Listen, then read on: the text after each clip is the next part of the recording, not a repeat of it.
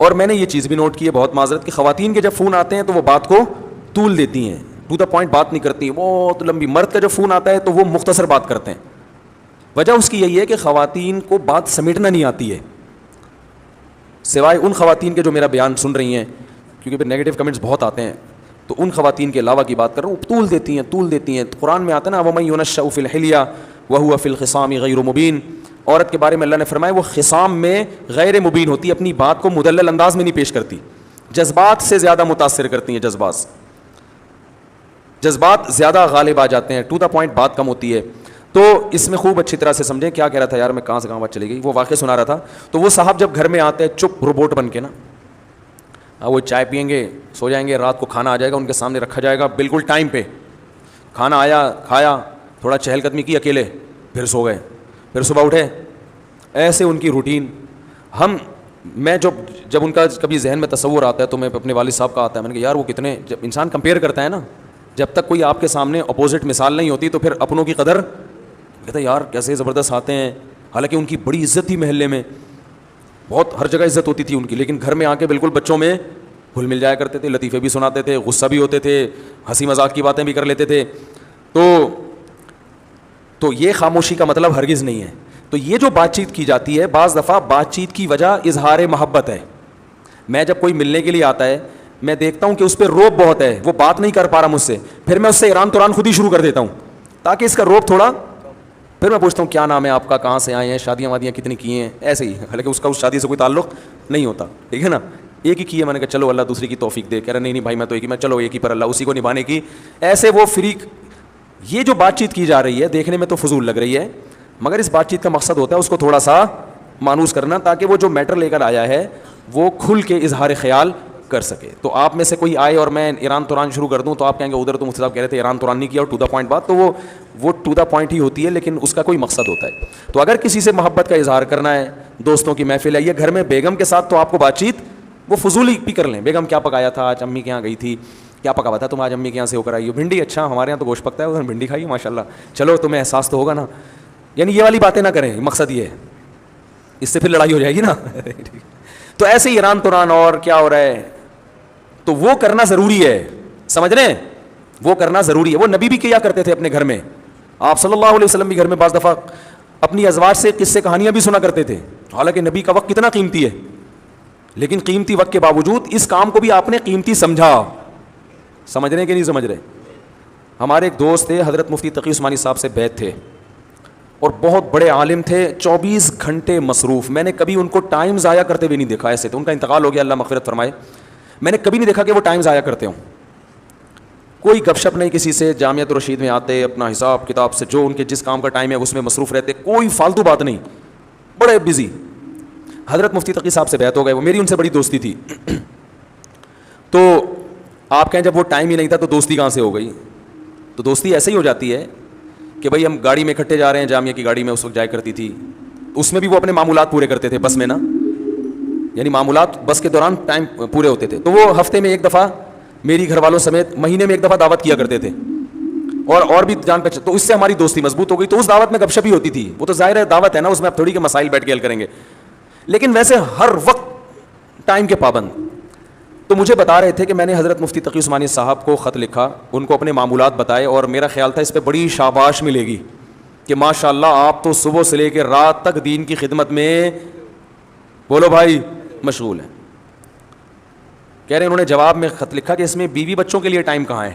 صحیح ہے نا, یہ تو آپ صبح سے مدرسہ, تدریس, تحقیق کا کام, فتاوا, بیان ہے بھائی, یہ سارے سلسلے تو ہو گئے آپ کے, بیوی بچوں کا ٹائم کہاں ہے. تو بھائی وہ انہوں نے بتایا میں رات کو بیوی بچوں کے ساتھ ہی سوتا ہوں. انہوں نے کہا دن میں وہ تو سونے کا ٹائم ہے نا, وہ تو ہر آدمی سوتا ہے, آپ نے کون سا, یعنی میں مفتی تقی صاحب کی یہ الفاظ نہیں ہے, میں اپنے الفاظ میں بیان کر رہا ہوں. انہوں نے فرمایا کہ اس میں بیوی کا ٹائم کہاں ہے, خاص طور پر ان کی اہلیہ کے بارے میں کہا, بیگم کا ٹائم کہاں ہے, اس کو کتنا ٹائم دیتے ہو دن میں. تو کہتے ہیں مجھے احساس ہوا یار یہ تو, انہوں نے کہا نبی صلی اللہ علیہ وسلم تو روز وقت دیتے تھے, تو اس میں بیگم کا ٹائم کہاں ہے. کہہ رہے مجھے احساس ہوا کئی سال سے بیگم کے لیے میں نے الگ سے کوئی ٹائم, بولو بھائی, رکھا ہی نہیں ہے. تو پھر حضرت نے تنبیہ کی کہ دین, آپ جو کچھ دینی خدمات کر رہے ہیں اللہ کو خوش کرنے کے لیے کر رہے ہیں نا, تو اللہ کو خوش کرنے میں اللہ کے حقوق کے ساتھ بندوں کے حقوق بھی ہیں. تو بندوں کے حقوق میں اس بیوی کا بھی کچھ حصہ ہے. کتنے مرد ہیں کاروبار میں اپنے آپ کو کھپا دیا انہوں نے, صبح گئے رات کو آئے. ایک صاحب نے بتایا کہ میں اپنے بچوں کو انچ کے حساب سے بڑا ہوتے ہوئے دیکھ رہا ہوں, کیونکہ جب میں گھر سے نکلتا ہوں صبح تو بچے سو رہے ہوتے ہیں, جب واپس آتا ہوں تو سو چکے ہوتے ہیں. تو پہلے اتنے تھے, اب اتنے اور سوتے ہوئے نا, سوتے ہوئے. بھائی پچھلے سال جب میں سوتا ہوا چھوڑ کر گیا تھا تو اتنے تھے, اب 1 سال ہو گیا اب اتنے ہیں. تو مجھے ایسے لگ رہا ہے کہ ایسے بس, اس سے زیادہ میرا بچوں سے کوئی تعلق نہیں ہے. وہ خود بتا رہے تھے کہ میرے بچے بڑے ہو رہے ہیں, بس مجھے سوتے ہوئے پتہ چل رہا ہے. اتنا ریلیشن ہے بچوں سے. پھر بچوں اور باپ میں تعلق کمزور, محبت ہی نہیں رہتی ان کو ابا سے. ایسے بہت روبوٹ ہم نے دیکھے. تو میں نے ایک واقعہ سنایا, اور بھی ایسے کئی واقعات ہیں. ایک وکیل صاحب, ان کی زندگی روبوٹ جیسی. کہہ رہے ہیں کہ 10 سال میں اپنے بھائی بہنوں سے نہیں ملے. یہ مجھے بتایا ان کے رشتہ داروں نے کہ 10 سال ہو گئے, کیونکہ یہ ہائی کورٹ میں اس کیس کی سماعت کرتے ہیں اور بڑے مشہور وکیل ہیں. اب تو انتقال ہو گیا, اللہ مغفرت فرمائے. بڑے مشہور وکیل ہیں اور بہت پیسہ کمایا انہوں نے, بڑے ایماندار ہیں. ایمانداری پر ان کو ایوارڈ ملے ہیں. ایمانداری پر, جب مسلم لیگ کی حکومت تھی اس وقت ان وکیل کو ایمانداری پر ایوارڈ ملا تھا. پاکستان میں وکیل کو ایمانداری پہ ایوارڈ مل جائے, آپ اندازہ لگاؤ یار کتنا نیک, اور واقعی بہت نیک تھے. کبھی کرپشن نہیں, کوئی جھوٹا کیس نہیں لیا. جو بھی مجرم آتا تھا پہلے اس سے پوچھتے تھے, یعنی مجرم تو نہیں, جو بھی کیس آتا تھا پہلے اس سے پوچھتے تھے کہ غلطی, پہلے خود ٹریس کرتے تھے کہ یہ کرپٹ تو نہیں ہے, کہیں ظلم اس کی طرف سے تو نہیں ہے. جب پتہ چلتا تھا بھائی اس پہ ظلم ہو رہا ہے, پھر وہ کیس لیتے تھے. اور کوئی کیس وہ ہارے نہیں تھے کبھی بھی. اتنے تیاری کے ساتھ ہر وقت کتابیں لے کے بیٹھے رہتے تھے. میں ان کے گھر گیا, ان سے ملا میں باقاعدہ, اتنی موٹی موٹی وکالت کی کتابیں, اور ہر وقت اسٹڈی کر کر کے ان کے سر بالکل ایسے بن گیا تھا جیسے کچھ دن پہلے میں نے جو چرنا میں آپ نے میری ویڈیو دیکھی ہوگی نا. اب اللہ کا شکر ہے اوپر کے حالات ویسے خطرناک الحمدللہ نہیں ہیں.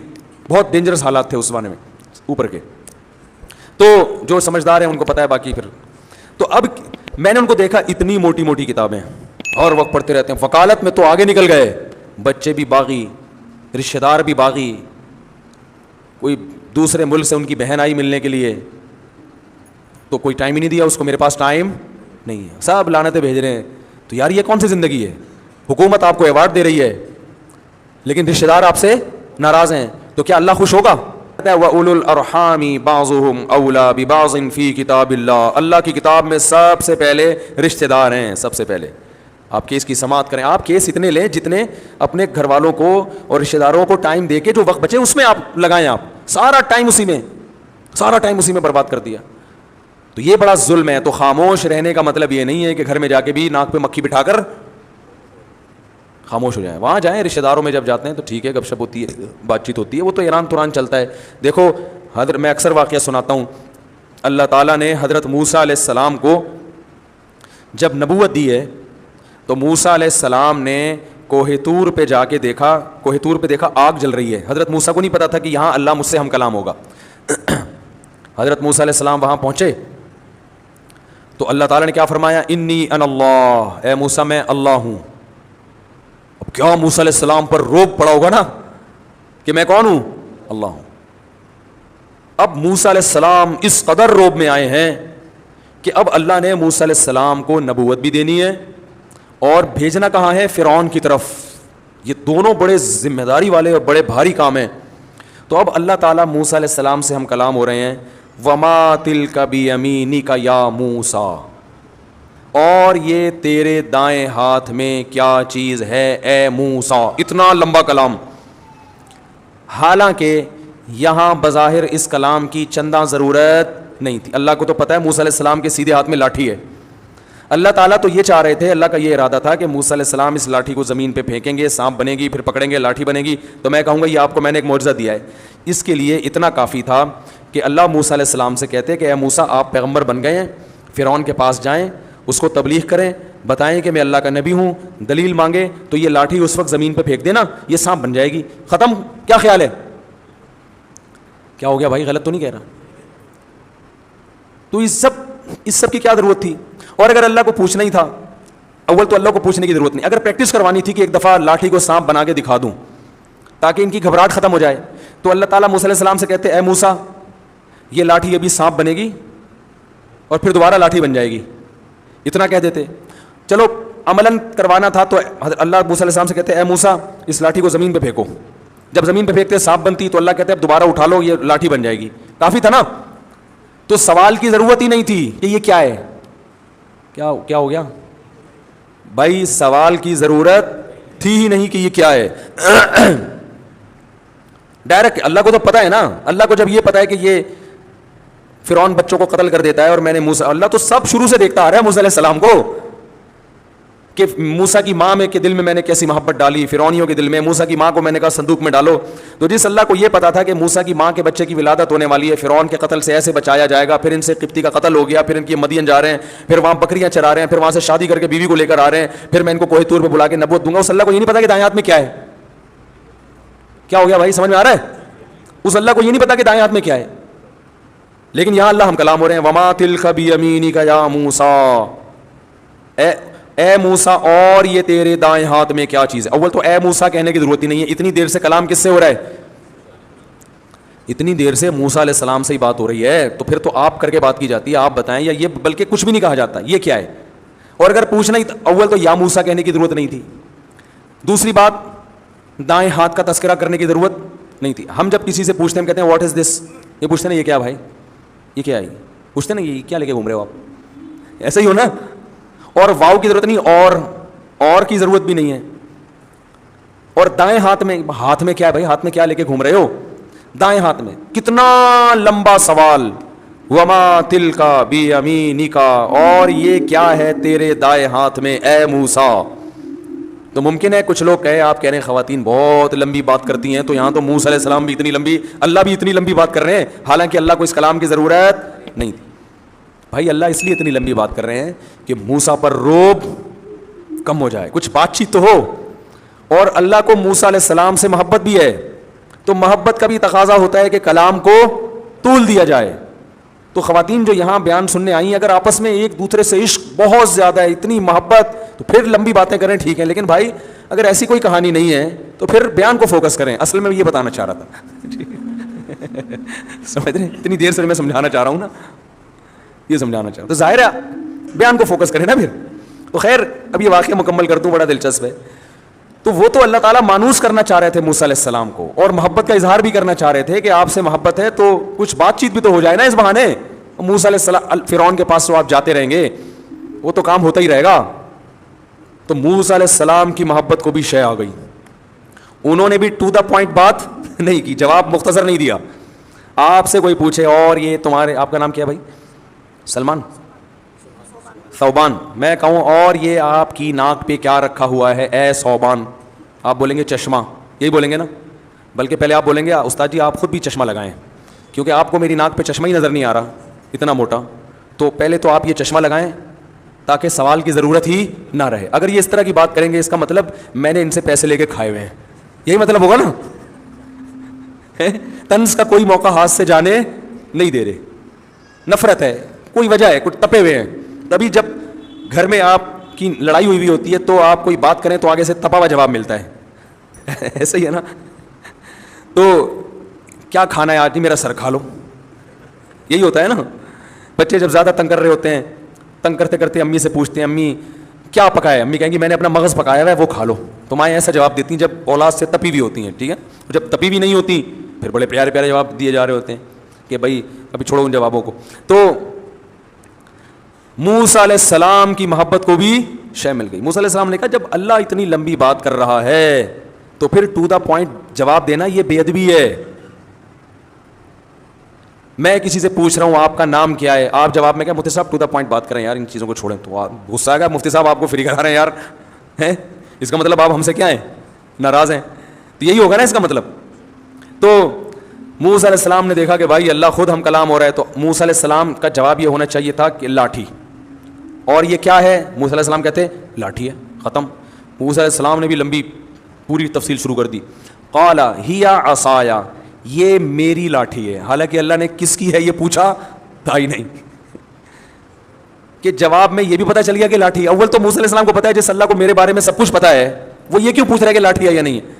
تو بڑا جب کوئی سوال پوچھا کرے نا تو آپ کو پتا ہے کہ اس کو جواب پتا ہے, پھر بھی جواب بولو بھائی دے دینا چاہیے, یہ ادب کا تقاضا ہے.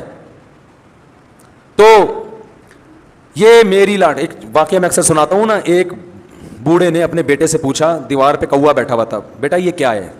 بیٹے نے کہا ابو کوا ہے.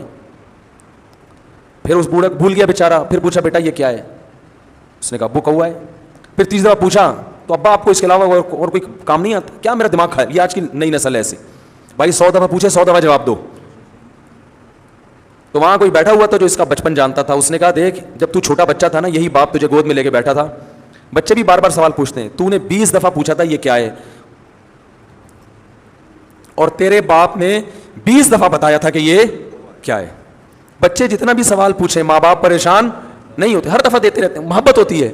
لیکن یہی بچہ جب جوان ہوتا ہے اسے اپنے بوڑھے ماں باپ سے وہ محبت نہیں رہتی, اس لیے ان کے الٹے سوالات پر, دادی نانی کی الٹی باتوں پر بار بار تفتیش پر اس کو غصہ آتا ہے. یہ بہت بڑا تکبر ہے, یاد رکھو, بہت بڑا کبر ہے. اس کی سزا دنیا میں ملتی ہے. بوڑھا باپ, بوڑھی ماں, بوڑھی دادی, بوڑھی نانی, بوڑھے نانا, بوڑھے دادا, ان کے ساتھ یہ کچھ بھی کر لیں, آپ کو ان سے کے سامنے چڑچڑاپن, غصہ اور نفرت, اور یہ کہ جیسے وہ ہوتا ہے نا الجھن کا شکار ہونا, کیا ہے یہ, اس طرح کے اسرائیل کرنے کی آپ کو اجازت نہیں ہے. نرم, بہت نرم پڑ جاؤ, بہت نرم, غصہ نکال کے رکھا کرو ان کے سامنے, اور یہ سوچ کے آیا کرو یہ صحیح کریں تو بھی ٹھیک ہے, غلط کریں تو بھی ٹھیک ہے, بس ان کا غلط بھی صحیح ہے. یہ شریعت کی تعلیمات ہیں. ہاں ان کے کہنے سے کسی پہ ظلم نہ کرو, وہ ایک الگ بات ہے. تو موسیٰ علیہ السلام نے جواب میں کیا کہا؟ ہیا عصایا, یہ میری لاٹھی ہے, اتوکئ علیہا. ایک تو اللہ نے یہ نہیں پوچھا تھا کس کی ہے, دوسرا اللہ نے یہ تھوڑی پوچھا تھا اسے کرتے کیا ہو. تو حضرت موسیٰ نے کہا میری لاٹھی ہے, اتوکئ علیہا, اس پہ ٹیک بھی لگاتا ہوں میں, واہش بہا علی غنمی, اور اس کے ذریعے درختوں کے پتے جھاڑ کر اپنی بکریوں کو کھلاتا ہوں. موسیٰ علیہ السلام کو خیال ہوا بہت ہی لمبی بات ہو گئی ہے, ٹھیک ہے نا, تھوڑا رعایت بھی کرو, تو اس لیے فرمایا ولی فیہا مآرب اخری, اے اللہ میرے اس سے اور بھی بہت سارے کام, اجازت دے تو پوری گردان پیش کر دوں تیرے سامنے. یہ ادب سکھایا جا رہا ہے ہمیں, ادب, کہ بڑا جب کوئی بات کرتا ہے تو اس کے لیے لاجک کا سمجھ میں آنا ضروری نہیں, ان کا تقاضا ہے کہ ان کو جواب دو, آپ پوچھ رہے ہیں تو جواب دو. تو اپنے جیسوں سے آپ اس طرح کی بات کر سکتے ہیں, یار تو میرے سے میرا سوال کیوں پوچھ رہے ہیں بھائی, تو کیوں پوچھ رہا ہے, تو میرا نام کیا کرنا ہے, تو نے شناختی کارڈ میں کوئی یا کوئی ایف آئی آر کٹوانی تو نے میرے بارے میں, ٹھیک ہے نا. تو ولی فیہا مآرب اخری, اور اللہ میرے بہت سارے اور بھی کام ہیں. اللہ کو پتا تھا, اللہ نے کہا کہ میں مقصد یہ تھوڑی ہے کہ کیا کیا کرتا ہے, اصل میں تو جو میں چاہ رہا تھا آگے اللہ نے کہا القیہا یا موسیٰ, اے موسیٰ اسے زمین پہ ڈال دے. یہ تمہید کے بعد, تاکہ روب ختم ہو اور محبت کی چنگاری بھڑک جائے. تو گھر میں جب جایا کریں چنگیز خان بن کے, بولو بھائی, نہ جایا کریں دوستوں میں ہا ہا ہو ہی چل رہا ہے, گھر میں آتے ہی ایسے جیسے, ایسے لوگوں کو میں کہتا ہوں 2 سینگ لگا کے جایا کرو اپنے. حضرت اقدس حضرت مفتی تقی عثمانی صاحب نے ایک واقعہ بیان کیا کہ ایک طالب علم نے ہمارے والد صاحب کو خط لکھا کہ میں جب گھر میں آتا ہوں میرا اتنا روب ہے کہ گھر والے تھر تھر کانپنے لگتے ہیں. آ گیا ہے وہ, اس کو یہ شوق رہا تھا ماشاء اللہ باروب شخصیتوں میں. تو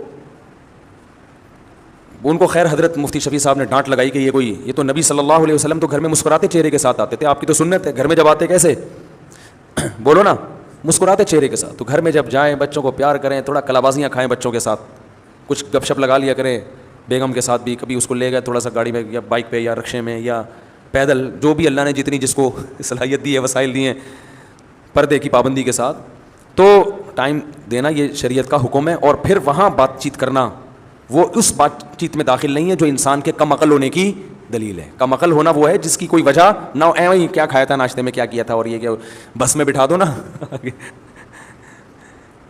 تو شروع ہو جاتے ہیں بلا وجہ. جہاز میں بعض دفعہ دیکھا ہے باتیں ہی نہیں ختم ہو رہی ہیں, بھائی چپ کر کے سفر کرو. پارک میں دیکھا ہے میں نے, صبح پارکوں میں جاگنگ کبھی کبھار میں جاتا ہوں تو لوگ باتیں کرتے ہوئے واکنگ کر رہے ہوتے ہیں. اور بھائی یہ باتوں کا ٹائم نہیں ہے, آپ واکنگ کرو فل اسپیڈ کے ساتھ, ہوا لو, پھیپھڑوں میں جذب کرو صبح کی ہوا, وہ نکالو ہوا پریشر کے ساتھ لو, اور اس ذہن کو ریلیکس کرو. اس میں بھی چپڑ چپڑ چپڑ چپڑ چپڑ چپڑ جا رہے ہیں باتیں, یہ اس واکنگ کا فائدہ نہیں ہے, اس میں تو آپ تھکا رہے ہو ذہن کو. تو واکنگ میں تو میں دیکھتا ہوں مرد بھی باتیں کر رہے ہوتے ہیں اور خواتین بھی, وہ بھی باتیں ہی نہیں ختم. بھائی اس کو چھوڑ دو تھوڑی دیر کے لیے یار, سکون میں آؤ, فوکس کرو اپنی واک کو, اسپیڈ سے واک کرو, جسم تھکے, پسینہ نکلے, اور ہوا آپ کے پھیپھڑوں میں. جب آپ کو لمبے سانس, باتیں کرتے ہوئے آپ لمبے لمبے سانس نہیں لے سکتے, بات کرنے کے لیے سانس روکنا پڑتا ہے, ٹھیک ہے. تو یہ اپنی واک کا بھی بیڑا غرق کر دیتے ہیں ٹاک کے چکر میں. تو ٹاک کا ٹائم الگ ہے, واک کا ٹائم الگ ہے. ٹاک اور واک کو ایک ساتھ کریں گے تو نہ ٹاکنے کے قابل رہیں گے اور نہ واکنے کے قابل رہیں گے. ایک عورت گئی ڈاکٹر کے پاس, تو इंग्लिश बोलने का बहुत शौक था, इंग्लिश पूरी आती नहीं थी, तो डॉक्टर के पास जाके कहती है, डॉक्टर साहब मेरा बच्चा ना ईटदा है ना स्लीपदा है, वीपदा ही वीपदा है। डॉक्टर साहब मेरा बच्चा ना ढंग से ईटदा है और ना ढंग से स्लीपदा है, बस वीपदा ही वीपदा है 24 घंटे।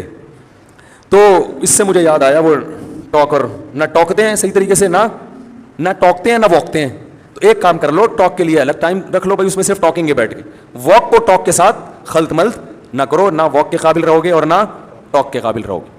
तो ये बात पूरी इस पर आई थी कि ख़वातीन को ये मान लेना चाहिए कि हमारे मियाँओं में थोड़ी सी हमसे अकल ज़्यादा है। तो बड़े बड़े फ़ैसले मियाँओं को करने दिया करें, मियाँओं को बड़े बड़े फ़ैसले बच्चों की एजुकेशन के बारे में, उनके निकाह शादी ब्याह के मामलात में। बच्ची के मामले में शादी हो गई है तो फिर इसको अलहदगी दिलवानी है या वो पुराने मखनचू के साथ ही उसी को बर्दाश्त करना है। ये सब चीज़ें जो है ना, ये जो बड़े बड़े फ़ैसले होते हैं, इसमें शौहर की इताअत करनी चाहिए। इसी वजह से अल्लाह ने हुक्म दिया, उसमें क़ुव्वत फ़ैसला ज़्यादा। और ये भी एक बात याद रखो कि जब मामला बच्ची की शादी का माँ के हाथ में जाता है तो फिर उनकी शादी नहीं हो पाती, क्योंकि वो उनमें क़ुव्वत फ़ैसला ही नहीं है।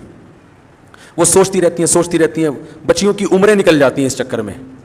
बाप में डिसीजन पावर वो प्लस माइनस करके ना, उसकी पॉजिटिव चीज़ें नेगेटिव चीज़ें देख के तोल के जल्दी फैसला कर लेता है कि ये मुनासिब है या नहीं। ख़वातीन सारी ज़िंदगी सोचती रहेंगी कि या इसकी गुर्बत को पे कंप्रोमाइज़ करूँ या इसका हैंडसम होना देखूँ, ठीक है ना, या हैंडसम नहीं है लेकिन अमीर है तो पैसा देखूँ, शक्ल देखूँ, कौम देखूँ, कबीला, सारी चीज़ें तो एक आदमी में मिलती नहीं है ना, तो वो फैसला नहीं हो पाता उनसे, इसलिए वो लंबा चला जाता है मामला।